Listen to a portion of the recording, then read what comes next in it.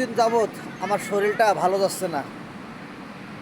আর মনে হয় যে যে কোনো সময় মারা যাব, দুনিয়া থেকে চলে যাব। স্বপ্ন খারাপ দেখি, মনে হয় যে যে কোনো সময় ঘুমের ভিতরে মৃত্যু হলে ভালো হয়। আল্লাহ রাব্বুল আলামিন দোয়া করি, আল্লাহ পবিত্র জুম্মার দিন বৃহস্পতিবারের রাত 12টার পরে যেন মৃত্যু হয়। আর বৃহস্পতিবারের রাত 12টার পরে যে ব্যক্তি মৃত্যু হয় সে অবশ্যই আল্লাহ রাব্বুল আলামিন তাকে জান্নাতে প্রেরণ করিবে। আর জান্নাতে সবাই যাইতে পারে না, মনের ভিতরে জিকির রাখতে হবে, আল্লাহ জিকির। আমরা যে যে ধর্মে থাকি না কেন, আল্লাহকে ভালোবাসি, একমাত্র আল্লাহকে বিশ্বাস করি, তারই কাছে আমাদের চলে যেতে হবে। সেই দুনিয়ায় পাঠাইছে, আর সেই সৃষ্টিকর্তার কাছে চলে যাবো অবশ্যই। এ পৃথিবীতে চিরকাল না, এখান থেকে চলে যেতে হবে। প্রতিজ্ঞা করি সবাই যে আল্লাহ, জীবনে কখনো আর কোনো পাপ কাজ করতাম না, গুনার কাজ করতাম না। ইমানের সঙ্গে যে ধর্মে আমরা থাকি সেই ধর্মে অনুযায়ী আমরা যেন জান্নাতে চলে যাই।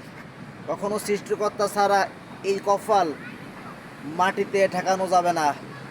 আল্লাহ রাব্বুল আলামিন আরশ কিন্তু জলের উপরে ছিল, তখন জিন বাস করতো পৃথিবীতে। জিন আল্লাহর সঙ্গে বাস করতো।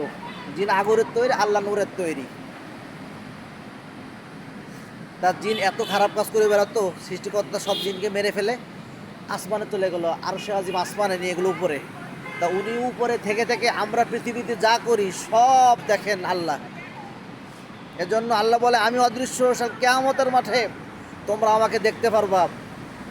কোন কিয়ামতের মাঠে?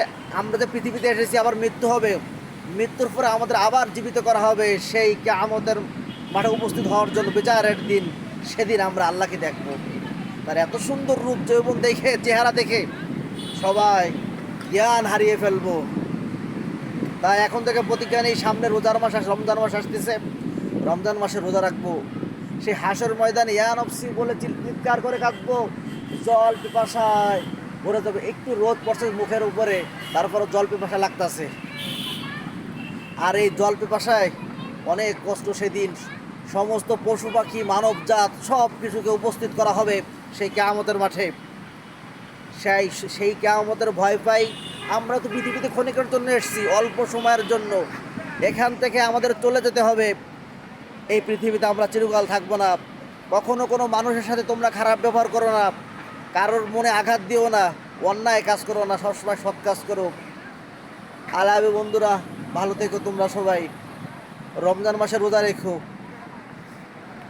রোজা মানুষের চরিত্র ঠিক করে, শরীর সুস্থ করে, জ্ঞান সুন্দর করে, ব্রেন আত্মাও সুন্দর হয়ে যায়।